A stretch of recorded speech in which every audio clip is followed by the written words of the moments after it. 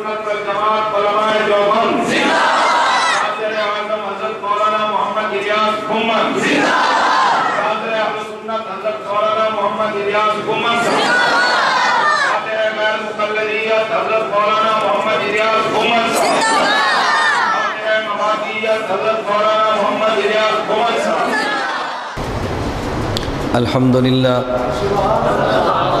الحمدللہ وحدہ لا شریک لہ والصلاة والسلام على من لا نبی بعدہ اما بعد فاعوذ باللہ من الشیطان الرجیم بسم اللہ الرحمن الرحیم ان الدین عند اللہ الاسلام اللہم صلی علی محمد وعلی آل محمد کما صلیت علی ابراہیم وعلى آل إبراهيم إنك حميد مجيد اللهم بارك على محمد وعلى آل محمد كما باركت على إبراهيم وعلى آل إبراهيم إنك حميد مجيد۔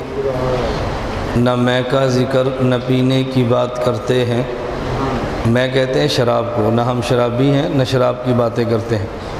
نہ میں کا ذکر نہ پینے کی بات کرتے ہیں، ہم اہل دل ہیں اور مدینے کی بات کرتے ہیں۔ نہ میں کا ذکر نہ پینے کی بات کرتے ہیں، ہم اہل دل ہیں اور مدینے کی بات کرتے ہیں۔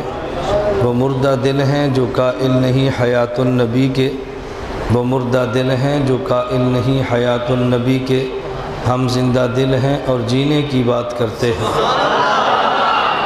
معزز علماء کرام، میرے نہایت واجب الاحترام بزرگوں، مسلک اہل سنت والجماعت سے تعلق رکھنے والے وجود نوجوان دوستوں اور بھائیوں، کسی علاقے میں جلسے کے لیے جاؤں تو میری خواہش ہوتی ہے اس علاقے کے مشائخ کی زیارت بھی کریں اور اساتذہ کرام کی خدمت میں حاضری بھی دیں اور طلباء سے ملاقات بھی ہو۔ اسی سلسلے میں جنوبی پنجاب کا دورہ تھا تو میں نے خانپور یہاں مولانا عابد فاروق جو ہمارے اتحاد اہل سنت والجماعت رحیم یار خان ضلع کے امیر ہیں، ان کو فون کر کے کہا کہ آپ عبداللہ بن مسعود بھی جائیں، مخزن بھی جائیں، حضرت درخواستی صاحب دام برکات ان کو جا کر عرض کریں کہ میں آپ کے ادارے میں بھی آؤں گا اور آپ کی زیارت بھی کروں گا۔ انہوں نے مجھے یہ بات فرمائی کہ انہوں نے یہ بات فرمائی ہے کہ مدرسے میں آئے اور آ کر طلباء سے بیان بھی کریں۔ میں نے کہا ہماری سعادت ہے، زیارت بھی کریں اور بیان بھی کریں۔ مشائخ کی موجودگی میں گفتگو کرنے کا سب سے بڑا فائدہ یہ ہوتا ہے کہ آدمی کے بیان کے دوران اگر اغلاط ہوں تو اس کی مشائخ نشاندہی فرما دیتے ہیں اور آدمی اپنی غلطیوں کی اصلاح کر لیتا ہے، اس کا فائدہ بہت ہوتا ہے۔ اس لیے میں حضرت کے حکم پر آپ کی خدمت میں گزارشات پیش کرتا ہوں، اور آج کے اس مختصر سے بیان میں نے مستقل بیان نہیں کرنا بلکہ ایک سوال اور اس سوال کا جواب دینا ہے۔ پہلے عقیدہ سمجھیں، اس عقیدے پر دلیل سمجھیں، اس دلیل پر سوال سمجھیں، پھر سوال کا جواب سمجھیں۔ تو میرا جو بیان ہوگا وہ عنوان صرف ایک سوال اور اس کا جواب ہوگا، ایک اعتراض اور اعتراض کا جواب ہے، کیونکہ ہمارا کام اتحاد اہل سنت والجماعت کا اپنے عقائد کی اشاعت اور تحفظ ہے، اپنے اہل سنت والجماعت کے مسائل کی اشاعت اور تحفظ ہے۔ اسی طرح اگر ہمارے اکابرین پر کوئی بندہ اعتراض کرے تو ہم سعادت سمجھ کر اس کا دفاع کرتے ہیں اور جواب دیتے ہیں۔ تو میں نے عقیدے پر دلیل، پھر دلیل پر سوال، پھر سوال پر جواب دینا ہے۔ عقیدہ کیا ہے؟ حضرات انبیاء کرام علیہم السلام اپنی قبور مبارکہ میں زندہ ہیں، انبیاء اپنی قبروں میں زندہ ہیں، یہ ہمارا عقیدہ ہے۔ اور جو شخص انبیاء کو قبروں میں زندہ نہ مانے، اہل سنت کے سٹیج پر آ بھی جائے تب بھی اہل سنت والجماعت نہیں ہے۔ بالکل اسی طرح جس طرح کوئی کافر ہو اور اہل اسلام کے سٹیج پر آ بھی جائے وہ کافر ہی رہتا ہے، اسی طرح اہل بدعت اہل سنت کے سٹیج پر آ بھی جائے تو اہل بدعت ہی رہتا ہے۔ میرے لفظوں پہ آپ غور کریں گے تو آپ کو اشکالات پیدا نہیں ہوں گے۔ میں آنے کی مخالفت نہیں کر رہا، میں آنے کے بعد اس کی حیثیت کے ساتھ آنے کی بات کرتا ہوں۔ ہمیں سے اختلاف نہیں کیوں آیا ہے، وہ ہمارے کابر کی پالیسی ہے۔ ہم کہتے ہیں آئے لیکن اپنی حیثیت سے آئے، ہمیں اس پر کوئی کلام نہیں ہے۔ چناب نگر میں عالمی مجلس تحفظ ختم نبوت کے زیر اہتمام سالانہ کانفرنس ہوتی ہے۔ غالباً 32 یا 33 سال گزر گئے ہیں۔ ان 32 یا 33 سالوں میں ایک مرتبہ بھی عالمی مجلس تحفظ ختم نبوت نے اشاعت و توحید کو باضابطہ دعوت دے کر نہیں بلایا۔ یہ بڑا سننے والا نکتہ ہے۔ حضرت مولانا محمد علی جلندری رحمہ اللہ تعالی عالمی مجلس تحفظ ختم نبوت کے جنرل سیکرٹری تھے۔ حضرت مولانا لال حسین اختر رحمۃ اللہ علیہ امیر تھے۔ جو اشاعت و توحید والوں نے مولانا محمد علی جلندری رحمۃ اللہ علیہ سے شکوہ کیا، آپ شیعوں کو بلاتے ہیں، مودودیوں کو بلاتے ہیں، بریلویوں کو بلاتے ہیں، غیر مقلدوں کو بلاتے ہیں، ہمیں کیوں نہیں بلاتے؟ سوال تو بڑا معقول تھا۔ حضرت کا جواب سنیں۔ مولانا جلندری فرمانے لگے، ہم دنیا کو تاثر دینا چاہتے ہیں کہ ختم نبوت کے مسئلے پر ہم سارے ایک ہیں، اس لیے سب کو بلاتے ہیں۔ کیوں؟ ہم بتاتے ہیں اس مسئلے پر شیعہ، اس مسئلے پر بریلوی، اس مسئلے پر اہل حدیث، اس مسئلے پہ اہل سنت دیوبند، یہ سارے متفق ہیں۔ اگر آپ کو بلائیں تو ہم دنیا کو کیا بتائیں کہ آپ کون ہیں؟ آپ خود کو دیوبندی کہتے ہیں، ہم دیوبندیت کی نمائندگی کرتے ہیں، آپ اپنا مستقل نام طے کر لیں، جو دیوبندی نہ ہو ہم تمہیں بھی بلائیں گے۔ کیا بات! ہم جس مقصد کے ساتھ سب کو بلاتے ہیں، آپ کو بلانے سے اس مقصد کا فائدہ تو ہے نہیں، اس لیے کہ آپ کہتے ہیں ہم دیوبندی، ہم بھی کہتے ہیں ہم دیوبندی، تو ہم تو سٹیج پر موجود ہیں۔ آپ اعلان کرو کہ دیوبندی نہیں، معتزلی ہیں، کوئی اور نام رکھو، ہم تمہیں بھی بلا لیں گے۔ اپنی حیثیت کے ساتھ آؤ، دیوبندی سمجھ کر ہم تمہیں بلانے کے لیے تیار نہیں ہیں۔ میں جو بات کہہ رہا ہوں اس کو اچھی طرح سمجھیں، پھر الجھن کبھی نہیں ہوتی۔ اہل سنت والجماعت کا متفق عقیدہ ہے انبیاء علیہ السلام اپنی قبروں میں زندہ ہیں۔ ابھی کچھ دیر قبل مخزن میں طلباء علماء سے مختصر سی گفتگو تھی، تو میں حضرت مولانا عبدالکریم ندیم صاحب سے عرض کر رہا تھا کہ وہاں میں نے چھوٹی سی بات یہ سمجھائی کہ انبیاء کے سماع میں اختلاف نہیں، عام اموات کے سماع میں اختلاف ہے۔ اس میں اختلاف کیوں ہے، اس میں اختلاف کیوں نہیں، وجہ کیا ہے کہ صحابہ میں اختلاف کیوں ہوا؟ بعض کہتے ہیں سماع ہے، بعض کہتے ہیں نہیں ہے۔ اس وجہ پہ میں نے گفتگو کی تھی۔ آپ چاہیں تو بعد میں اس بیان کو سن لینا، ابھی میں نے اس عنوان کو نہیں چھیڑنا۔ میں نے صرف ایک سوال کا جواب دینا ہے۔ عقیدہ یہ ہے انبیاء علیہ السلام اپنی قبروں میں زندہ ہیں، اپنی قبروں میں نماز بھی پڑھتے ہیں، یہ عقیدہ ہے۔ اس عقیدے پر ہم دلائل دیتے ہیں، حالانکہ اس عقیدے پر اگر بندہ نبوت کے وجود کو سمجھ لے تو دلائل کی حاجت رہتی ہی نہیں ہے۔ آپ یقین فرمائیں، جب تک پیغمبر کے وجود سمجھ نہ آئے تب دلائل کا احتیاج ہے، نبی کا وجود سمجھ آئے دلائل کی احتیاج ہی نہیں ہے۔ کیوں؟ اہل سنت کا نظریہ ہے امتی بھی مٹی سے بنتا ہے، نبی بھی مٹی سے بنتا ہے، نبی الانبیاء بھی مٹی سے بنتا ہے، لیکن امتی جس مٹی سے بنے اس کا نام زمین والی ہے، نبی جس مٹی سے بنے اس کا نام جنت والی ہے، نبی الانبیاء جس مٹی سے بنے اس کا نام جنت الفردوس والی ہے۔ امتی نبی میں وہ فرق ہے، امتی نبی میں وہ فرق ہے جو زمین والی مٹی اور جنت والی مٹی میں فرق ہے، نبی اور نبی الانبیاء میں وہ فرق ہے جو جنت اور جنت الفردوس کی مٹی میں فرق ہے۔ جب یہ بات سمجھ آئے کہ نبی کا وجود جنت سے بنتا ہے پھر اشکالات پیدا نہیں ہوتے۔ کیوں؟ نبی کا وجود جب جنت سے بنا ہے تو جنت کی خاصیات ہیں جو پیغمبر کے اندر بھی موجود ہوں گی۔ میں ساری خاصیات پہ بات نہیں کرتا، جنت کی خاصیت یہ ہے میں اور آپ اس مٹی والے زمین والی مٹی سے بنے ہیں، جنت میں جائیں گے تو جنت کی خاصیات منتقل ہو جائیں گی۔ جنت کی خاصیت یہ ہے کہ جنت کی مٹی پر موت نہیں ہوتی، اس میں حیات ہی حیات ہوتی ہے۔ جب نبی جنت والی مٹی سے بنا ہے تو پیغمبر کے وجود پر موت آنی چاہیے نہیں، لیکن موت آئی کیوں ہے؟ یہ دنیا کے ماحول کا نتیجہ ہے جنت والی مٹی آئی دنیا والی مٹی پہ ہے تو تو جنت والی مٹی کا نتیجہ اس پر موت نہیں آنی چاہیے، اور دنیا والی مٹی میں رہنے کی وجہ سے موت آنی چاہیے۔ انک میت کا وعدہ برحق ہے، کل نفس ذائقۃ الموت کا وعدہ برحق ہے، کل من علیہا فان کا وعدہ برحق ہے۔ ہم یہ ساری باتیں مانتے ہیں، لیکن جب پیغمبر کا وجود جنت کی مٹی سے بنا ہے جو چاہیے اس وجود پر موت نہ آئے، لیکن موت آئی ہے، کیونکہ دنیا میں جو ہے اب اللہ نے پیغمبر کے وجود میں جنت کی خاصیت کا اظہار کیسے کیا ہے۔ قاسم العلوم والخیرات مولانا محمد قاسم ننوتوی نور اللہ مرقدہ آب حیات میں اس کو یوں سمجھاتے ہیں، فرمایا بات توجہ سے سمجھنا، جنت کا خاصہ اور جنت کا مزاج یہ ہے اس پر موت نہیں آتی، اگر موت نظر آ بھی جائے تو موت کے اندر حیات رہتی ہے، بالکل اسی طرح کہ جیسے پانی کا خاصہ یہ برودت ہے اور پیٹرول کا خاصہ یہ حرارت ہے۔ اگر بھڑکتی آگ پہ تم گرم پانی گرا دو آگ اگر گرم پانی گرا دو آگ بجھ جاتی ہے۔ جب آگ بھی گرم ہے پانی بھی گرم ہے، آگ کو بھڑکنا چاہیے، لیکن آگ بجھی کیوں ہے؟ اگرچہ پانی اوپر سے گرم ہے لیکن اندر خاصہ اور مزاج برودت کا ہے، ٹھنڈک کا ہے، اس مزاج کی وجہ سے بجھی ہے۔ اگر بھڑکتی آگ پہ آپ ٹھنڈا پیٹرول چھڑک دو آگ بھڑک اٹھتی ہے، پیٹرول ٹھنڈا ہے آگ بجھ جانی چاہیے، لیکن بھڑکی کیوں؟ پیٹرول کے اندر کے مزاج حرارت کی وجہ سے۔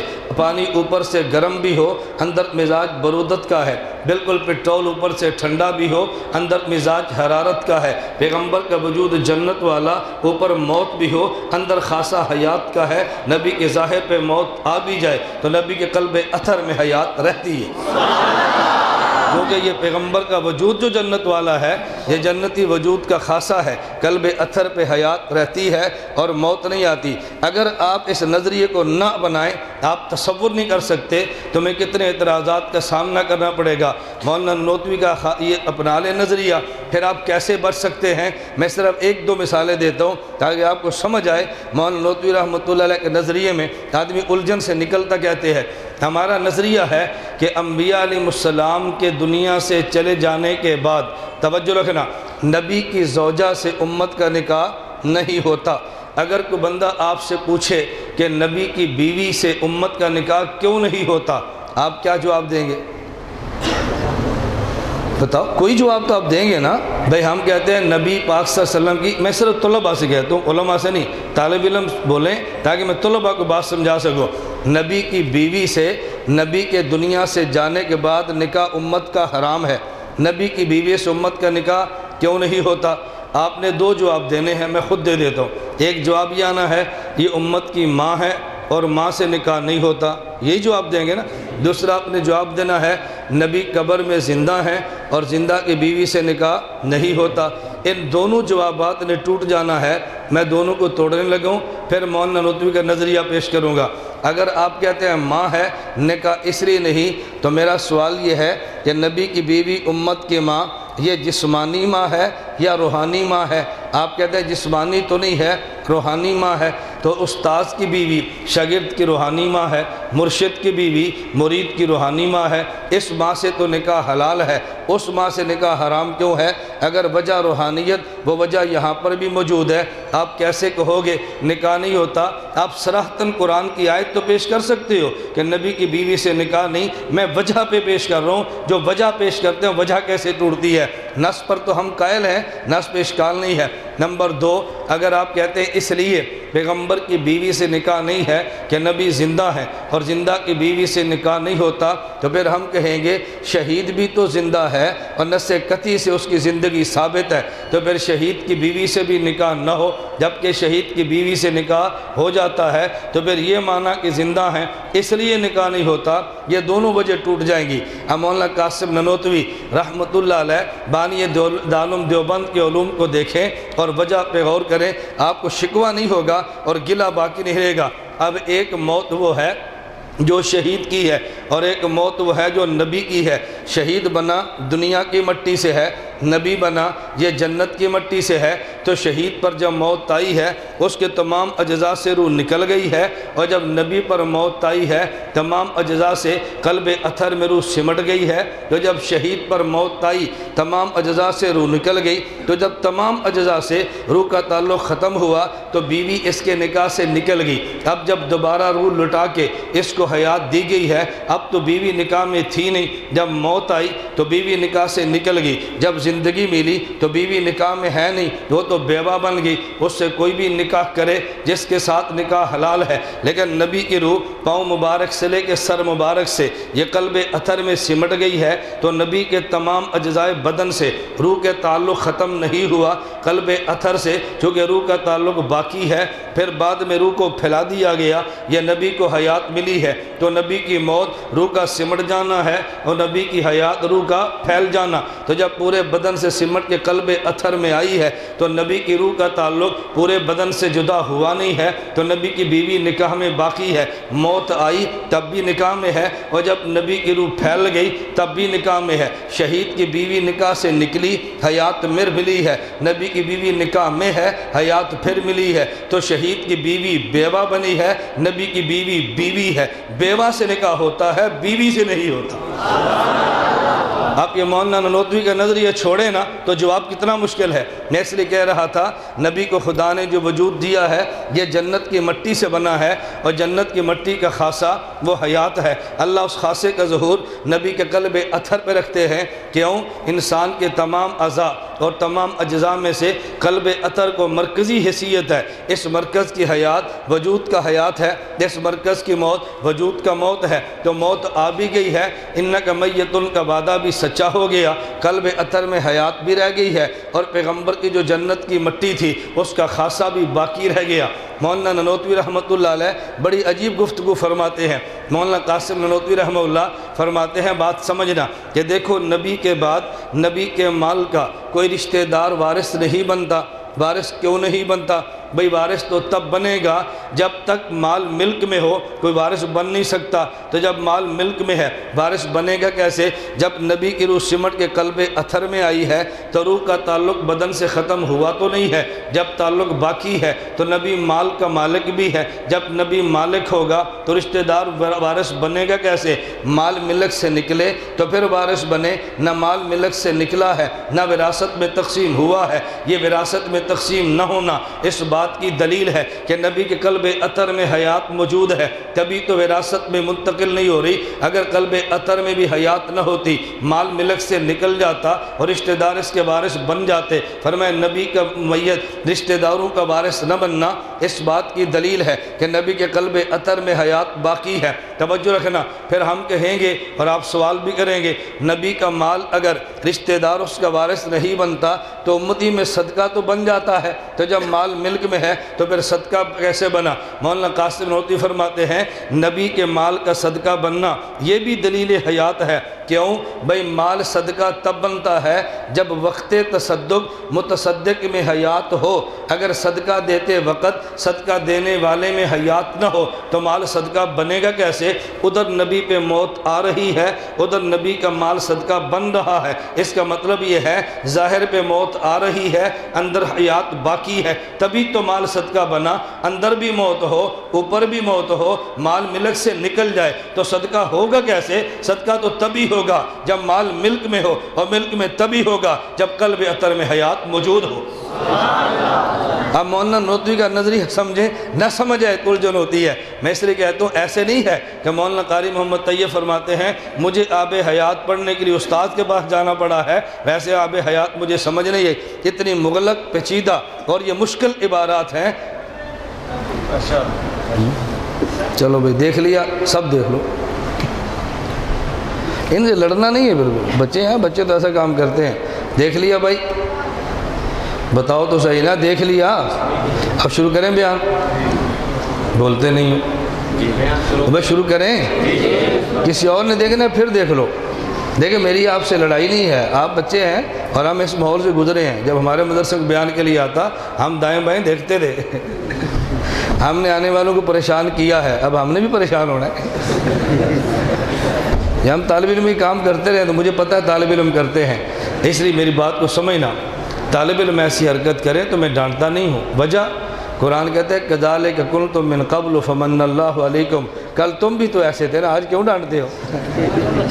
اپنا ماضی ذہن میں ہو تو تربیت بہت آسان ہے، ماضی ذہن میں نہ ہو تربیت بہت مشکل ہے۔ میں کبھی گھر میں دیکھتا ہوں نا چھوٹا بچہ وہ داؤ کھیل رہا ہوتا ہے تو میں بیوی سے کہتے ہیں کچھ کہنا نہیں، کہتے کیوں؟ میں نے کہا ایسے ہم بھی کھیلتے تھے، دیکھ کیسے کھیلتا ہے، اس کو دیکھ کے ہمارے ماضی یاد آتی ہے، بعد میں اس کو سمجھا دیں گے۔ بھئی آپ شروع کریں، بتاؤ نا، اگر آپ کا ادھر ادھر دیکھنے کو دل کرے، ایک آدمی انگلی کھلا کرے، میں سمجھوں گا آپ دیکھنا چاہتے ہیں، میں بیان روک دوں گا۔ دیکھیں لڑنا نہیں ہے، بیان سمجھنا ہے۔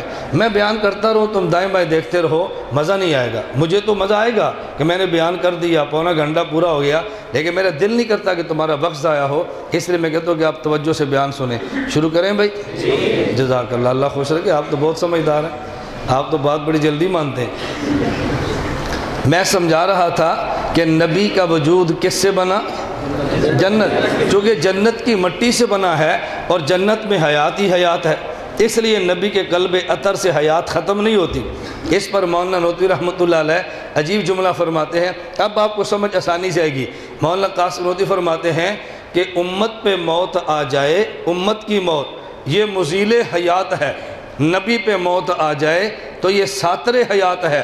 جس طرح پانی کو گرم کر دیں، سورج آئے اور پانی گرم ہو جائے، اس سورج کی وجہ سے پانی اوپر سے گرم ہے، اندر خاصا برودت کا ہے۔ اگر پیٹرول کو ایئر کنڈیشن میں رکھ لو، اس اے سی کی وجہ سے اوپر پیٹرول ٹھنڈا ہے، اندر خاصا حرارت کا ہے۔ نبی پر جب موت آئی ہے، اس اوپر تو موت آئی ہے لیکن اندر حیات ہے خاصہ جنت کی وجہ سے، اس لیے فرماتے ہیں امتی کی موت مزیل حیات ہے، نبی کی موت ساتر حیات ہے۔ نبی پر امتی پر موت آئے تمام اجزاء سے روح کا تعلق ختم ہو جاتا ہے، اور نبی پر موت آئے اس سے حیات چھپ جاتی ہے۔ موت آنے سے حیات چھپی ہے، امتی پر موت آنے سے حیات نکلی ہے۔ آپ قرآن پڑھیں تو نظریے کی تائید ہوگی۔ قرآن کریم میں ہے، قرآن کریم میں کئی آیات، ایک آیت نہیں ہے، اللہ کئی مقامات میں فرماتے ہیں یحیی الارض بعد موتہا، یہ زمین بنجر ہو جاتی ہے، خدا پھر اس کو حیات دے دیتے ہیں۔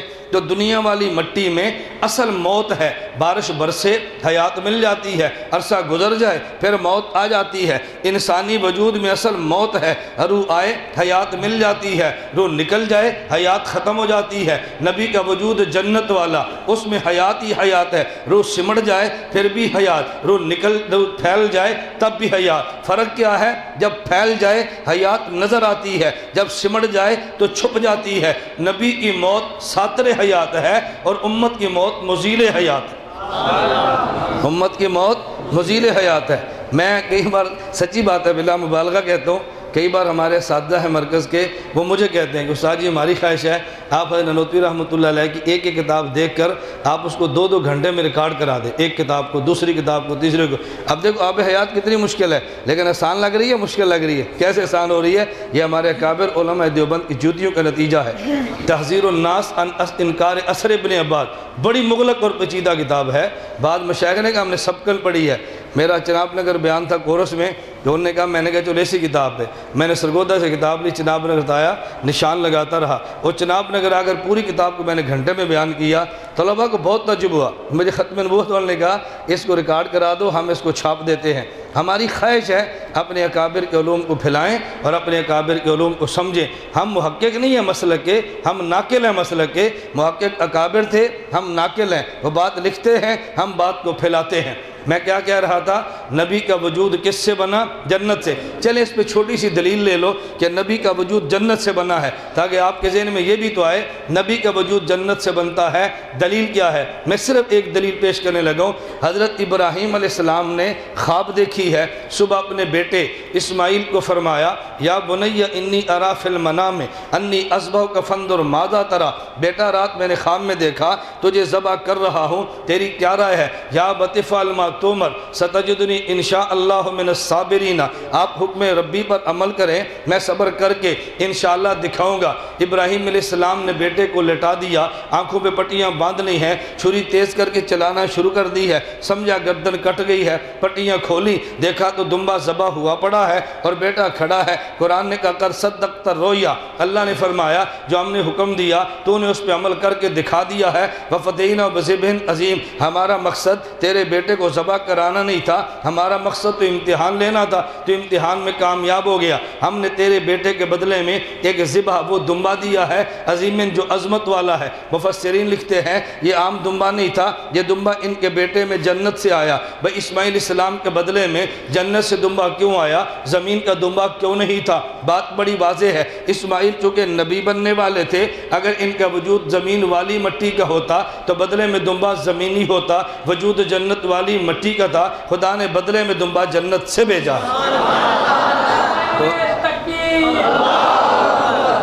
سٹاپ بھائی، اللہ خوش رکھے تمہیں۔ میرا نعروں کا مزاج نہیں، نعرے ہونے چاہیے لیکن حکومت کے خلاف جلسہ ہو، پھر تو نعرے حق بنتا ہے۔ غیر مقلدوں کے خلاف ٹکر ہو پھر بھی حق بنتا ہے، جب ٹکر ہی نہ ہو مسئلہ سمجھ نہ ہو پھر کیا نعرے لگانے، پھر تو مسئلہ سمجھنا چاہیے نا۔ اب بات سمجھ آ گئی ہے، تو نبی کا وجود کس سے بنا؟ بولو، جب جنت سے بنا تو اس کا خاصہ حیات ہے، اس میں الجھن کی بات تو نہیں ہے نا۔ میں موت کے معنی پر بھی بات کرتا، میں نے کہا یہ تو ایک لفظ ایسا ہے جو گھنٹوں لیتا ہے بات کو پھیلانے کے لیے، ذرا بات سمجھنا۔ چلیں بات چلی، میں ایک چھوٹی سی بات کہتا ہوں۔ حضرت مولانا یوسف لدھیانوی شہید رحمۃ اللہ علیہ نے آپ کے مسائل ان کا حل جلد نمبر 10 صفحہ نمبر 519 پہ یہ فتویٰ جو دیا ہے کہ منکر حیات گمراہ ہے، توجہ رکھنا، منکر حیات گمراہ ہے، اس کے پیچھے نماز نہیں پڑھنی چاہیے، اس کی تقریر نہیں سننی چاہیے، اس سے تعلقات گناہ ہیں۔ یہ فتویٰ کیوں دیا ہے؟ ایک شخص مجھے کہنے لگا کہ مولانا صاحب حضرت نے یہ جو فرمایا ان کی تقریر بھی نہیں سننی چاہیے۔ بھائی تقریر میں تو قرآن پڑھیں گے، حدیث پڑھیں گے، اگر وہ صحیح موضوع پہ تقریر کریں، مسئلہ حیات و مات نہ چھیڑیں، پھر سننی چاہیے۔ میں نے کہا پھر بھی نہیں سننی چاہیے۔ ہمارے بعض لوگ کہتے ہیں ہم نے مماتی بلایا ہے، ہم نے پابند کر دیا ہے، آج تو نے اس مسئلے پہ نہیں بولنا۔ میں نے کہا کل رافضی بلاؤ، اسے کہنا ہم نے پابند کر دیا ہے، آج تو نے صحابہ کو گالیاں نہیں دینی، تو رافضی بلا لینا چاہیے؟ کیوں؟ وہ تو پابند ہے۔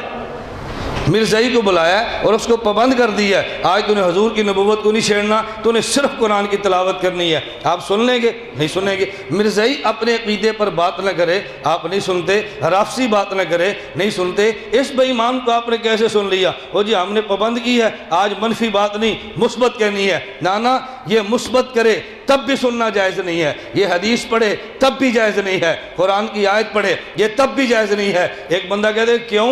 میں نے کہا وجہ سمجھ، پھر تجھے گلہ نہیں ہوگا۔ حضرت لدھیانوی شہید صرف مفتی نہیں، وہ تو فقیہ تھے۔ ایک طالب علم نے مجھے چڑھ دی کہ انہوں نے کیسے فتویٰ دے دیا، وہ تو مفتی تھے ہی نہیں، فتویٰ کیسے دیا؟ میں نے کہا بیٹا ایک مقام مفتی ہے، ایک مقام فقیہ ہے، مفتی ناقل ہوتا ہے، فقیہ ذوق سے بات کرتا ہے اور ذوق کبھی دلیل سے بڑھ جاتا ہے۔ لدھیانوی شہید صرف مفتی نہیں تھے بلکہ کون تھے؟ فقیہ تھے۔ فقیہ کا مقام مفتی سے بلند ہے۔ جی مفتی نے فتویٰ کیوں دیا ہے؟ وہ فقیہ ہے، اس سے بات کرنی، جی فتویٰ کیوں دیا ہے؟ وہ تو فقیہ ہے۔ فقیہ کا ذوق دلیل کے ساتھ چلتا ہے اور ذوق کبھی دلیل سے نکل جاتا ہے۔ حضرت صدیق اکبر نے کہا حضرت عمر نے کہا صدیق اکبر سے قرآن جمع کر لو ایک جگہ پہ۔ صدیق فرمان لگے میں جمع نہیں کرتا۔ حضرت عمر نے کہا جی کیوں؟ انہوں نے کہا اس لیے جب اللہ کے نبی نے یکجا جمع نہیں کیا میں کیسے کروں؟ یہ صدیق اکبر نے دلیل دی ہے۔ حضرت عمر نے کہا فیہ خیر، میرا دل مانتا ہے جمع کر لو۔ صدیق نے کہا عمر دلیل پیش کرو۔ میں دلیل دیتا ہوں، جب رسول اللہ نے جمع نہیں کیا میں کیوں جمع کروں؟ حضرت عمر نے کہا فیہ خیر، جمع کر لو۔ صدیق دلیل دیتے تھے، عمر ذوق پیش کرتے تھے، بالآخر ذوق جیتا ہے اور قرآن جمع ہوا ہے۔ آپ کو کبھی غور کریں نا، جو طالب تخصص میں ہے نا، مفتی صاحب سے تخصص افتاء کرتے ہیں، یہ بات ان کو جلدی سمجھ آئے گی۔ ایک بار سے مسئلہ آتا ہے، مفتی صاحب کہتے ہیں اس کا جواب لکھو، وہ جواب لکھ کے لاتا ہے، مفتی صاحب کہتے ہیں نہیں یار پھر دیکھو، وہ سارے حوالے کہتے ہیں نہیں پھر دیکھو، اس میں کوئی الجھن ہے، پھر دیکھو۔ وہ جب پھر دیکھو نا، وہ حوالے جمع کر رہے، دلیلیں دے رہے، مفتی کا ذوق نہیں مان رہا، وہ ذوق پر کہتا ہے نہیں پھر دیکھو۔ بالآخر طالب علم کہتا ہے وہ استاد جی ایک اور جزیہ مل گیا، کہتا ہے میں کہہ رہا تھا نا پھر دیکھو۔ یہ جو ذوق ہوتا ہے نا، اس کا نام فقاہت ہوتا ہے۔ اس ذوق کا معنی وہ لاہور والا ذوق نہیں ہے، بڑے با ذوق ہے کڑیاں تاڑ دینے، وہ ذوق اور ہے، یہ ذوق اور ہے۔ لاہور والا ذوق نہ سمجھے، وہاں کے زندہ دل اور ہوتے ہیں اور ہمارے یہاں زندہ دل کا معنی اور ہوتا ہے۔ اللہ میں بے حیائی کی لعنت سے محفوظ رکھے۔ میں خیر بتا رہا تھا، ذرا بات سمجھے، یہ فتویٰ کیوں دیا ہے؟ بھائی حدیث یہ پیغمبر کی بات ہے، قرآن یہ پیغمبر کی بات ہے، وجود پیغمبر پیغمبر کی ذات ہے۔ جو پیغمبر کی ذات نہ مانے اس سے پیغمبر کی بات کیوں سنے؟ پہلے ذات مان پھر بات سنا، پہلے ذات مان پھر بات۔ وہ ذات نہیں مانتا تو کہتے ہیں بات سن لو۔ ایک بندہ میرا باپ ہی نہیں مانتا، پھر کہتے ہیں آپ کے باپ نے فرمایا، میں کہتا بک بک بند کر، پہلے میرے باپ کو مان پھر میرے باپ کی بات سنا۔ یہ کیا بات ہے؟ وہ ذات ماننے کے لیے تیار نہیں، تم کہتے ہو جی بات سنو۔ اس لیے ہم کہتے ہیں مماتی مثبت بیان کرے تب بھی ہمارا نہیں ہے، منفی بیان کرے تب بھی ہمارا نہیں ہے، رافضی مدح صحابہ کرے تب بھی ہمارا نہیں ہے، صحابہ پہ سب و شتم کرے تب بھی ہمارا نہیں ہے۔ بھئی پہلے صحابہ کو ماننا پھر صحابہ کی بات کر، پہلے صحابہ کو مان پھر صحابہ کی۔ وہ کہتے نہیں میں صحابہ کو تو نہیں مانتا، صحابہ کی بات سن لو۔ ہم نے کہا پہلے صحابہ کو پھر صحابہ کی، پہلے صحابہ کو پھر صحابہ کی، پہلے صحابہ کی ذات پھر صحابہ کی بات، پہلے صحابہ کا ایمان پھر صحابہ حجت۔ ہم صحابہ کا ایمان بھی مانتے ہیں، حجت بھی مانتے ہیں، ذات بھی مانتے ہیں، بات بھی مانتے ہیں، صحابہ کو بھی مانتے ہیں، صحابہ کی بھی مانتے ہیں۔ نہیں جی میں کو تو نہیں مانتا، کی سن لو، لعنت بھیج تیری کی پر، ہم نہیں سنتے۔ غیرت کے ساتھ مسلک کی بات کرو، یہ چون چنا والے معاملے چھوڑو، اور میں خدا کی قسم اٹھا کر کہتا ہوں تم خالص عقیدہ بیان کرو، خدا کی خالص مدد اترے گی۔ ہماری غلط فہمی ہے اس کو لے لو اس کو لے لو، کوئی نتیجہ نکلے گا، اسی وجہ سے نتیجے نہیں نکلتے۔ ہماری صفوں میں بے ایمان گھسے ہیں، ان کو صاف کرو، دیکھو نتیجے نکلتے کیسے ہیں۔ میں وہاں اسلام آباد اے پی سی میں ایک کانفرنس میں شرکت کی، تو ایک مماتی تھا پنڈی کا، بڑا غٹ مماتی تھا، اس کا بیٹا تھا، تو مجھے ہمارے ایک دوست ہیں بڑے تعارف، کہتے ہیں یہ ہمارا یار ہے، میں نے کہا ہمارا شریک ہے، نہیں سمجھے، اس نے کہا کہ ہمارا یار ہے، میں نے کہا ہمارا شریک ہے۔ شرکتہ سمجھ دیو نا، تم دیہات کی زبان سمجھو۔ وہ نے کہا جی ہمارا دوست ہے، میں نے کہا ہمارا شریک ہے، لے جا دوست کو اپنے ساتھ۔ اس کو شرم نہیں آئی تعارف کراتے ہوئے، مجھے کیوں شرم آئی عقیدہ بیان کرتے ہوئے؟ وہ کھول کے بتا رہا ہے میری دوستی ہے، میں نے کہا نا ہماری دوستی نہیں، ہم بیزار ہیں، اور قیامت کو کہہ دیں گے رسول اللہ حضرت ہم آپ کی ذات کی وجہ سے بیزار تھے، ہماری کوئی ان سے لڑائی نہیں تھی، آپ کی ذات ہے، صحابہ آپ کی ذات ہے، ہمیں آپ سے پیار تھا، آپ کی وجہ سے ان سے ہم ناراض تھے۔ چلیں میں کہہ رہا تھا پیغمبر کا وجود کس سے بنا؟ یہ مسئلہ سمجھ آ جائے، بتاؤ دلائل کی ضرورت رہتی ہے؟ مسئلہ ہی سمجھ نہیں آیا، نبی کے وجود کو ہی نہیں سمجھا، تو پھر تو دلائل۔ میں کل احمد پر شرقیہ فجر کے بعد درس تھا، میری عادت ہے میں عوامی درس میں جاؤں تو مقامی علماء کی تائید کھل کے کرتا ہوں اور عوام کو تنبیہ کرتا ہوں بھئی علماء کی قدر کرو۔ وہ سامنے ایک بیٹھا بزرگ تسبیح پڑھ رہا تھا، میں نے کہا بھئی تسبیح بند کر، ہمارا بیان سن، تیرے ذہن میں بیان کی قیمت نہیں ہے اس لیے تو تسبیح کھڑکا رہا ہے، اگر علم کی قیمت ہوتی تسبیح بند کر دیتا۔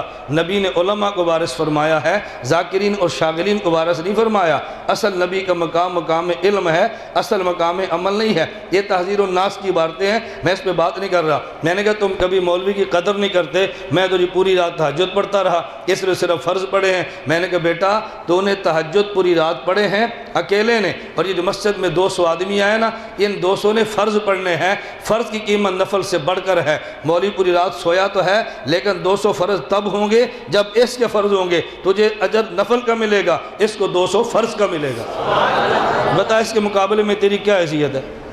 مجھے بتاؤ، اگر گاڑی ایسی گاڑی ہو، کراکرم ہو، ملت ہو، وہ ٹاپ کلاس کی گاڑی یہاں خانپور سے کراچی جاتی ہو، اور آگے جو انجن ہے اس کے اوپر مٹی لگی ہو، گرمی چڑھی ہو، دھوپ آ رہی ہو، بتائیں قیمت آپ کے ہاں اس کی ہے ڈبے کی، اصل قیمت کس کی ہے؟ انجن اتار دو، میں دیکھتا ہوں تیری گاڑی کراچی کیسے جاتی ہے۔ تو پوری رات تہجد پڑھ، امام ہٹا، میں دیکھتا ہوں تیرے فرض قبول ہوتے کیسے ہیں۔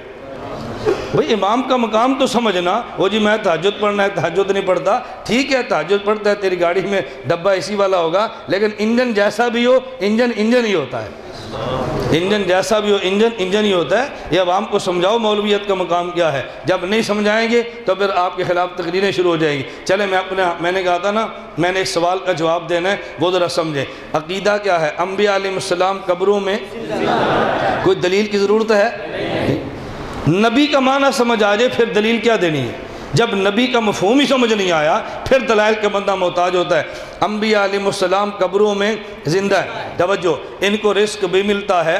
ایک شخص میرے پاس مماتی آیا، علماء تھے، ساتھ ایک بھی تھا، مجھے کہنے لگا جی آپ لوگوں کی دلیل ہے انبیاء کی قبر میں حیات پر، لا تحسبن الذین قتلوا فی سبیل اللہ امواتا بل احیاء عند ربہم یرزقون۔ ہم بھی زندہ مانتے ہیں، تم بھی زندہ مانتے ہو۔ میں نے کہا پھر اشکال کیا ہے؟ کہتے جی آپ کہتے ہیں، پہلے ترجمہ سمجھ لیں، لا تحسبن الذین قتلوا فی سبیل اللہ امواتا، جو اللہ کے راستے میں قتل ہوئے ان کو مردہ گمان نہ کرنا، بل احیاء، بلکہ ان کو زندہ ہی سمجھنا، وہ زندہ ہیں، عند ربہم یرزقون، ان کو اللہ کے ہاں رزق ملتا ہے۔ اب اس نے اس کا ترجمہ کیا کیا؟ مجھے کہتا ہے جی ہم زندہ مانتے ہیں، تم کہتے ہو اس قبر میں زندہ ہیں، ہم قبر میں زندہ نہیں مانتے، ہم کہتے ہیں عند ربہم، عند ربہم، عند ربہم، اس حرف صغیر چل رہی ہے، عند ربہم، عند ربہم، سمجھ آئی؟ یہ مماتیت کا بیان ہے، ہم زندہ مانتے ہیں عند ربہم۔ تو سمجھو ایک قبر ہے، اسی آنے خدا دے کول۔ اب لوگ تو پریشان ہو گئے نا، علامہ صاحب بڑا قرآن بیان کرتے ہیں، بات سمجھ آ گئی؟ نبی کہاں زندہ ہے؟ قبر میں۔ قرآن کیا کہتا ہے؟ عند ربہم، اللہ کے پاس۔ دیکھو یہ بھی اوپر اشارہ کر رہے ہیں، عند ربہم، یہ ہمارے پکے مقتدی ہیں اور یہ حال ہے۔ بتاؤ بات سمجھیں، ہم کہتے ہیں کہاں زندہ ہیں؟ قبر میں۔ قرآن کیا کہتا ہے؟ عند ربہم۔ مجھے کہتا ہے جی زندہ ہم مانتے ہیں عند ربہم، لیکن اللہ کے پاس، اللہ کے پاس، قبر میں نہیں، اللہ کے پاس۔ میں نے کہا بتا اللہ کہاں ہے؟ سوال کا جواب سمجھے؟ ابھی تو میں نے جواب شروع کیا ہے، بات سمجھے؟ میں نے کہا بتا اللہ کہاں ہے؟ چپ۔ میں نے کہا علیین میں ہے، کہتا جی نہیں۔ میں نے کہا کہاں پر ہے؟ تو پھر تو ہماری تردید کیسے کرے گا؟ ہم کہتے تھے قبر میں، تو نے کہا اللہ کے پاس، یہ بتا اللہ کہاں پر ہے؟ میں نے کہا تجھ سے تو غیر مقلد ہی اچھا ہے، وہ بتاتا تو ہے نا کہاں پر ہے، تو بتا بھی نہیں سکتا کہاں پر ہے۔ بغیر مقلد سے پوچھو اللہ کہاں پر ہے، وہ کیا کہتا ہے؟ عرش پر ہے۔ بتاتا ہے یہ نہیں جگہ، تو بتا ہی نہیں سکتا کہاں پر ہے۔ میں نے کہا بتا کہاں پر ہے؟ چپ۔ مجھے کہتے جی آپ بتائیں۔ میں نے کہا میں تو بتاؤں گا، تجھے جو سوال دیا تھا وہ ختم ہو گیا، اتنا سے تیرا علم ہے، اور بحث کس سے ہے؟ مولانا ننوتوی کے علوم سے۔ واہ واہ، جسے ہماری پنجابی زبان میں کہتے ہیں کوٹ دی کلی تے شتیرہ نال جپے، شاگرد چتروڑی دا تے چیلنج مولانا ننوتوی نو۔ سوال سمجھے؟ بل احیاء عند ربہم، کہا جی قبر میں نہیں، اللہ کے پاس۔ میں نے کہا اللہ کہاں ہے؟ جواب نہیں ہے۔ کیا جی آپ سمجھاؤ؟ میں نے کہا میں تمہیں جواب سمجھانے لگوں، بڑی توجہ رکھنا۔ میں نے کہا دنیا میں ایک ضابطہ ہے، ہر چیز کا مالک اللہ ہے، حقیقی اختیار اللہ کے ہیں۔ کبھی ظاہری اختیار بندے کے ہوتے ہیں، کبھی ظاہری بھی اللہ کے ہوتے ہیں، دونوں میں فرق یہ ہے حقیقی اختیار تو اللہ کے، کبھی ظاہری اختیار اللہ کے، کبھی بعض چیزوں پہ ظاہری اختیار بندے کے۔ توجہ رکھنا، میں دو چار مثالیں دوں گا پھر تمہیں ذرا بات سمجھ آئے گی۔ حضرت مریم علیہ السلام محراب میں ہیں، ساتھ کمرے میں، زکریا علیہ السلام چلے گئے، واپس تشریف لائے، جب تالا کھولا، کنڈی کھولی، دروازہ کھولا تو آگے حضرت مریم کے بعد بغیر موسم کے پھل دیکھے۔ یا مریم انا لک ھذا، اے مریم یہ پھل کہاں سے ہے؟ حضرت مریم نے عرض کیا ہوا من عند اللہ، یہ اللہ کی طرف سے ہے۔ بھئی عجیب بات یہ ہے کہ جو روزانہ حضرت زکریا لاتے ہیں کھانا وہ بھی تو اللہ کی طرف سے ہے، حضرت مریم انہیں من عند اللہ نہیں کہتی، جو آج بغیر موسم کے بغیر واسطے کے ملا اسے من عند اللہ کہتی ہے۔ ان میں فرق کیا ہے؟ حضرت زکریا کھانا لائیں تو کہتی ہے آپ نے دیا ہے، آج ملا تو کہتی ہے خدا نے دیا ہے۔ تو میں یوں سمجھ نہیں آنی، میں مثال دوں گا۔ چلے خانپور کا سالانہ اجتماع ہے، آپ نے بیان سنا، بیان سن کے چلے گئے، آپ نے کہا پوچھا کہاں گئے؟ کہا جی عبداللہ بن مسعود کے اجتماع میں تھے، وہاں کہاں کیا؟ ہم نے بیان بھی سنا ہے، عبداللہ بن مسعود والوں نے کھانا بھی کھلایا ہے، کہتے ہیں نا۔ اور اگر یہاں پہ کھانا ملا نہیں ہے یا لیٹ پہنچا ہے، ختم ہو گیا تھا، آیا دیر سے ہے، یہ واپس جا رہا تھا، بھوک بڑی لگی ہے، اور راستے میں پگڈنڈی پہ جا رہا تھا، بھوک بھی لگی ہے، اچانک پیچھے کوئی کار والا گزرا، رستے سے سے کھانا لیا، بچ گیا تھا، اس نے سمجھا یہ پیدل چلتا ہے، اس کے پاس کرایہ نہیں ہے تو شاید پیٹ میں کھانا بھی نہ ہو، اس نے رک کر کہا بابا جی آپ کھانا قبول فرمائیں، دے دیا۔ بابا جی گھر پوچھے کہاں گئے تھے؟ کہ عبداللہ بن مسعود کے جلسے میں بیان سنا اور کھانا، کہتے ہیں بیان تو نے سنا، کھانا اللہ پاک نے دے دیا ہے۔ کھانا کس نے دیا؟ بات سمجھو، یہ جو عبداللہ بن مسعود کے جلسے میں سالانہ کھانا ہے یہ کون دیتا ہے؟ اس کو نہیں کہتے اللہ نے دیا، کہتے ہیں مدرسے والوں نے دیا، اور جو راستے میں ملا اسے کیا کہتے ہیں؟ اللہ نے دے دیا۔ دونوں میں فرق کیا ہے؟ زکریہ علیہ السلام لائیں تو مریم من عند اللہ نہیں کہتی، اور جب براہ راست ملا ہے اسے من عند اللہ کہتی ہیں۔ اس کی وجہ کیا ہے ذرا ذہن میں رکھنا۔ آپ نے پوچھا ہاں بھائی، میں پوچھتا ہوں بیٹا آپ کے ابو جان کدھر ہے؟ کہتا ہے میرے ابو جان تو ملتان گئے ہیں۔ میں کہتا ہوں کیوں؟ کہتا ہے ہائی کورٹ میں کام ہے، واپس کب آئیں گے؟ کہتا ہے شام میں۔ میں نے کہا دادا ابو کدھر ہے؟ کہتا ہے وہ اللہ میاں کے پاس گئے ہیں۔ بھئی ملتان دور ہے یا قبرستان دور ہے؟ جو قبرستان میں دادا ابو ہے کہتا ہے یہ اللہ میاں کے پاس ہے، اور ابا ملتان گیا، کہتا ہے جی وہ ملتان گئے ہیں۔ اس میں وجہ کیا ہے؟ ملتان ہائی کورٹ جانے والے کو کہتا ہے جی اللہ ہائی کورٹ گیا ہے، اللہ تو یہاں بھی ہے، اللہ ملتان بھی ہے، اللہ یہاں بھی وہاں بھی ہے، ہمارا عقیدہ خدا ہر جگہ پر ہے، لیکن ملتان جانے والے کو کہتا ہے ہائی کورٹ گیا ہے، قبرستان جانے والے کو مردے کو کہتا ہے اللہ میاں کے پاس گیا ہے۔ دونوں میں فرق کیا ہے؟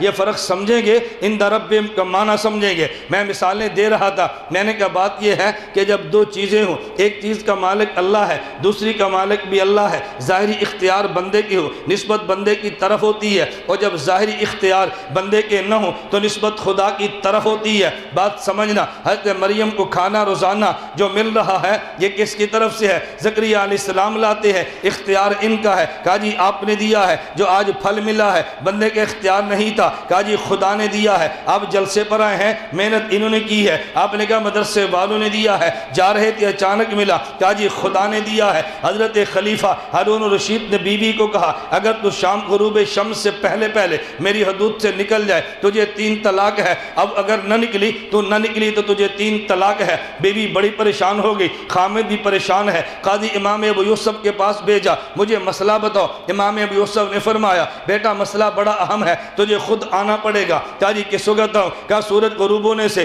10 منٹ پہلے آ جانا، غروب شمس سے پہلے آئی ہے۔ شاگردوں سے کہا مسجد کے کونے میں ایک جگہ بنا دو جیسے معتکف کے لیے، اس کے بیٹھنے کے لیے۔ خلیفہ کی بیوی وہاں بیٹھی، جی مسئلہ بتائیں۔ کہا سورج غروب ہو جائے اذان کے بعد بتاؤں گا۔ کہا جی پہلے بتائیں۔ فرمایا بیٹی بتاؤں گا گھبرا مت۔ اذان ہو گئی، پوچھا بیٹی کیا مسئلہ ہے؟ کہا جی اب مسئلہ بتانے کی ضرورت نہیں ہے۔ انہوں نے کہا کیوں؟ رو مت تو مسئلہ بتا، تیرے ذمہ رونا نہیں ہے، مسئلہ پوچھنا ہے، حل تو فقی کے ذمہ ہے، کیونکہ فقی امت کی پریشانیاں دور کرتا ہے، اس لیے فقی شیطان سے پریشان ہوتا ہے۔ شیطان کی خواہش ہے امت پریشان ہو، فقی پریشانیاں دور کرے گا، شیطان ناخوش تو ہوگا نا۔ انہوں نے کہا جی میرے خامن نے کہا اگر غروب شمس سے پہلے پہلے حدود سلطنت سے باہر نہ نکلی تجھے 3 طلاق ہے۔ سورج غروب ہو گیا، مجھے 3 طلاق ہوگی، کیا مسئلہ بتاؤ گے؟ بیٹی گھر چلی جا، تجھے 1 طلاق بھی نہیں ہے۔ کہا جی کیوں نہیں ہے؟ کہا حدود سلطنت تیرے خامن کی مسجد سے باہر ہے، جب مسجد میں آ گئی ہے ہم نے غروب شمس سے پہلے تیرے خامن کی حدود سلطنت سے تجھے نکال لیا ہے،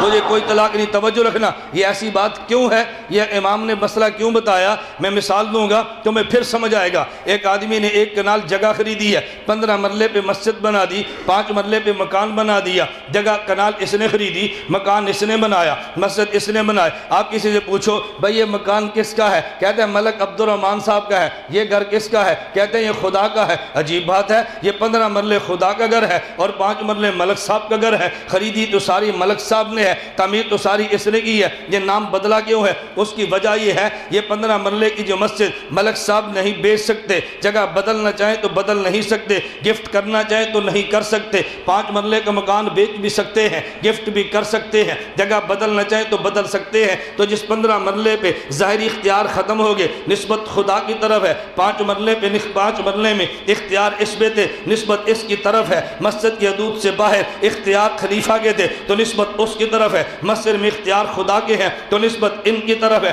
میں مسئلہ کیا سمجھا رہا، جب ظاہری اختیار بندے کی ختم ہو جائے تو نسبت خدا کی طرف ہے۔ میں نے پوچھا ابو جان کدھر ہے، کہتا ہے لاہور ہائی کورٹ گئے ہیں۔ دادا جان کدھر ہے، کہتا ہے اللہ میاں کے پاس گئے ہیں۔ اس نے دو جملے کیوں کہے ہیں، اس کے ابو ملتان مرضی سے گئے ہیں، شام مرضی سے آئیں گے، نسبت باپ کی طرف کی ہے۔ دادا ابو قبرستان میں قبر میں نہ مرضی سے گئے ہیں نہ مرضی سے آئیں گے، ملتان جانے والے کا اختیار تھا، نسبت باپ کی طرف ہے۔ جب مر گیا اختیار ختم ہو گئے تو نسبت خدا کی طرف ہے۔ اب توجہ رکھنا، بھئی شہید بھی زندہ ہے، نبی قبر میں زندہ ہے، لیکن دنیا میں حیات کیسے ملتی ہے؟ اگر مجھے بھوک لگی، میں کھانا نہ کھایا تو 4 دن جیوں گا، بالآخر مر جاؤں گا۔ مجھے پیاس لگی، پانی پینا چھوڑ دیا، بالآخر مر جاؤں گا۔ اگر میں سانس بند کر لوں، بالآخر مر جاؤں گا۔ دنیا میں حیات خدا دیتا ہے، لیکن بندے کی محنت کو دخل ہے۔ بندہ سانس بھی لیتا ہے، بندہ پانی بھی پیتا ہے، بندہ خوراک بھی کھاتا ہے، اور دنیا میں آدمی کھاتا ہے، کچھ محنت کر کے کماتا بھی ہے، تبھی تو کھاتا ہے۔ قبر میں جو حیات ملتی ہے بندے کے اختیار کو دخل نہیں ہے، قبر میں جو رزق ملتا ہے بندے کے اختیار کو دخل نہیں ہے۔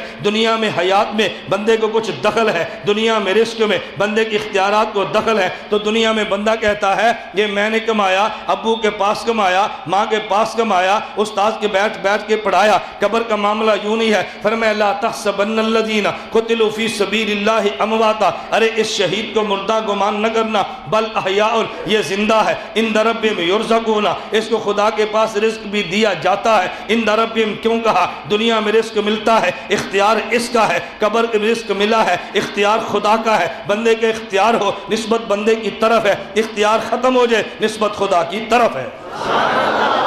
عند ربہم کا معنی یہ ہے، وہ نہیں جو تو سمجھا ہے جی کتھے ہوئے جتھے خدا ہے۔ بے ایمان یہی نہیں پتا خدا کدھر ہے، تو کیا عقیدہ بیان کرے گا؟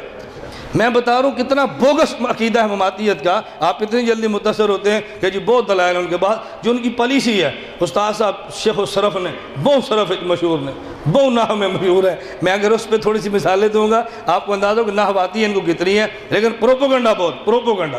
ہم لوگ پروپوگنڈا نہیں کرتے اپنے اکابر کا، اپنے مشائخ کا تذکرہ نہیں کرتے۔ وہ آپ کے مدرسے پڑھے گا نا، پورا سال محنت کرے گا، دورہ تفسیر اٹھا کرنا ہے، ساڑھے استاد تفسیر نے بہت ماہر ہے۔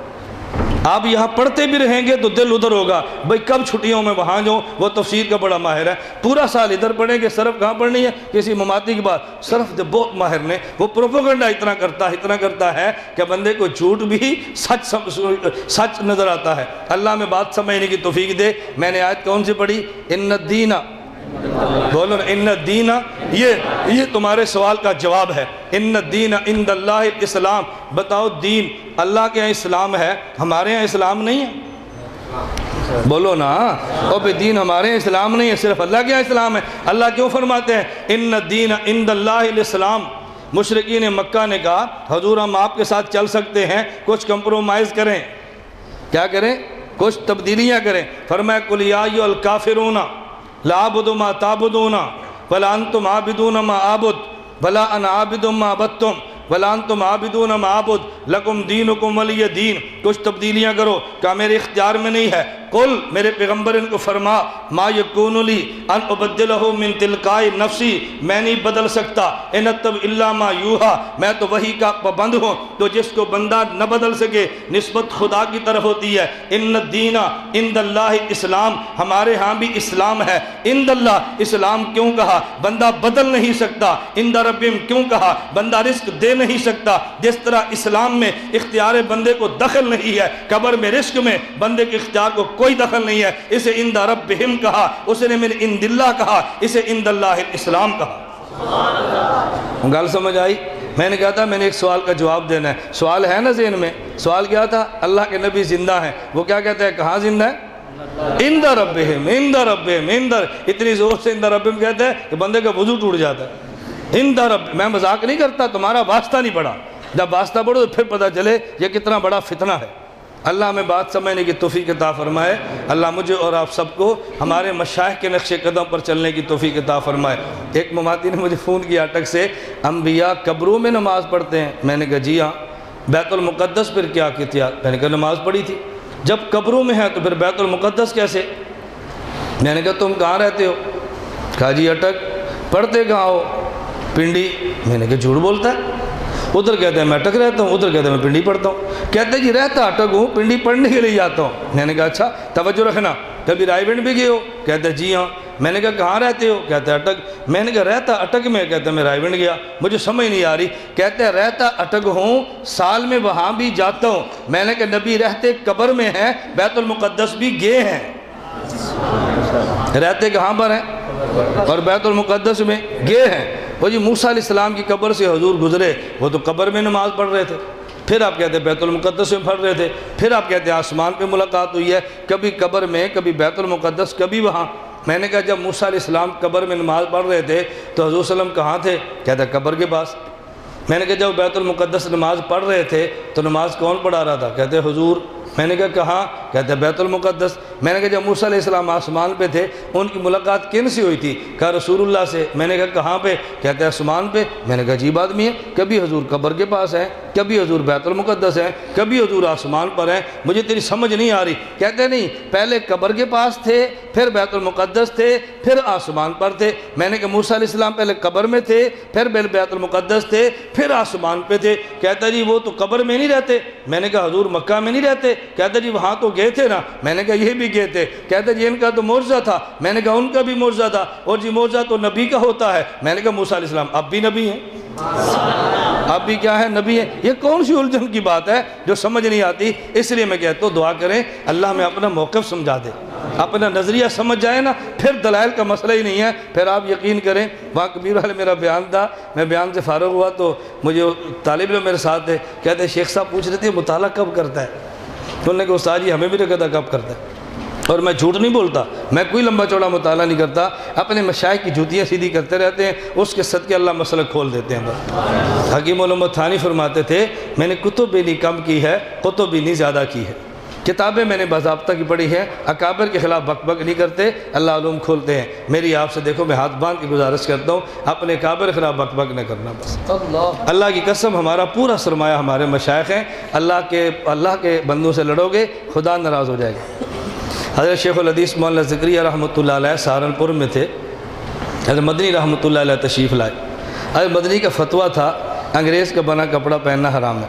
حضرت شیخ زکریا کی مجبوری تھی کہ وہ گرم کپڑا جسم پہ پہن نہیں سکتے تھے تو مل مل کا کپڑا حضرت پہنتے، مجبوری تھی، ان کے وجود کا عجیب مسئلہ تھا، نچلے سے کوئی ٹھنڈک برداشت نہیں ہوتی، اوپر سے گرمی برداشت نہیں ہوتی تھی، ان کے وجود میں ایسے مسئلہ تھا، تو حضرت نے مل مل کا کپڑا پہنا۔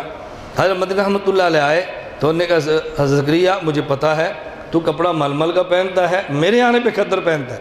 حضرت شیخ زکریا رحمۃ اللہ علیہ نے مستقل کھدر کا سور سلا کے رکھا تھا، جب پتہ چلا مولانا مدنی آ رہے ہیں فوراً اس کو چھوڑ دیتے اور کھدر کا پہن کے آتے تھے۔ انہوں نے کہا زکریا مجھے پتہ ہے تو مل مل پہنتا ہے، میرے آنے پر تو کھدر کا کپڑا پہنتا ہے۔ اب حضرت شیخ زکریا کا جواب سنو۔ انہوں نے کہا حضرت آپ کے کندھے پر کون سا بندوق ہے جس سے میں ڈرتا ہوں؟ میں اس تعلق سے ڈرتا ہوں جو خدا کا آپ کے ساتھ تعلق ہے، آپ روٹھ گئے خدا روٹھ جائے گا، اس لیے میں آپ کو ناراض نہیں کرنا چاہتا اور میں کپڑا مل مل کا پہن لیتا۔ میں بات تمہیں کیسے سمجھاؤں؟ دیکھیں ہم سی ڈی بناتے ہیں، ہمارے بہت سارے مشائخ قائل نہیں، ساتھ کہتے فلانی مہمے کو فوراً بند کرو، بس ان کا مزاج ہے، ٹھیک ہے، ہمارا مزاج اپنی جگہ پر ہے، ہمارے پاس بھی علماء ان کے پاس بھی علماء، ہم بناتے ہیں، لیکن جہاں مشائخ ڈانٹ دیں ہم ڈانٹ بھی سنتے ہیں، لتاڑ دیں لتاڑ بھی سنتے ہیں۔ ہمارا ایک جلسہ تھا لاہور میں، ایک بزرگ تشریف لائے، کیا سینما ہال بنا رکھا ہے، شرم نہیں کرتے؟ میں نے کہا بند کر دو۔ لڑکوں نے کہا سن لیا؟ میں نے کہا بڑے ہیں نا، کیا ہوا کہہ دیا تو بڑے ڈانٹ لے تو فرق کیا پڑتا ہے؟ عجیب بات ہے، ہم اس سے بدل جاتے ہیں، مجھے شیخ صاحب نے ڈانٹا، مفتی صاحب نے ڈانٹا، مولانا نے ڈانٹ دیا، بھئی بڑے ڈانٹ لیں گے تو ہوگا کیا بتاؤ؟ کون سی قیامت ٹوٹ پڑے گی؟ اپنی سعادت سمجھو کہ بڑے آپ کو ڈانٹتے رہیں، اس وقت سے پناہ مانگو جب تمہیں ڈانٹنے والا کوئی نہ ملے۔ اللہ کی قسم یہ سعادت سمجھو کہ ہمیں ڈانٹنے والے مشائخ موجود ہیں۔ میں نے اس لیے گزارش کی ہے اپنے مشائخ کے خلاف نہیں بولنا، پھر اللہ کی عزتیں دیکھو، عظمتیں دیکھو، ترقیاں دیکھو، آپ تصور بھی نہیں کر سکے خدا کتنا کچھ عطا کرے گا۔ اللہ مجھے اور آپ سب کو اپنے مشائخ کے نقش قدم پر چلنے کی توفیق عطا فرمائے۔ وآخر دعوانا ان الحمدللہ رب العالمین۔ اگر یہاں چھٹیوں میں شعبان کی ترتیب ہو میں آپ کو دعوت دیتا ہوں، آپ یہیں دورہ پڑھیں، یہیں کورس پڑھیں۔ اگر ترتیب نہ ہو یا کہ جانا چاہیں استاذوں سے مشورہ کریں. پھر ہماری گزارش ہے کچھ طلباء ہمارے یہاں کورس میں آئیں. جمعرات ہمارا نصاب ختم ہوتا ہے وفاق کا اور ہفتے کو صبح 7:30 بجے سبق شروع ہو جاتا ہے اور دورہ حدیث کرنے کے بعد کچھ طلباء یہاں تخصص کر لیں, کچھ ہمارے یہاں کر لیں, ایک آدھ وہاں بھی آ جائیں. انشاءاللہ آپ آئیں گے نا تو آپ مایوس نہیں ہوں گے. انشاءاللہ آپ واپس اساتذہ کو بتائیں گے کہ ہم نے پڑھا بھی ہے اور ہم نے بیان کرنا سیکھا ہے. تشریف لائیں گے نا بھی انشاءاللہ. اللہ مجھے اور آپ سب قبول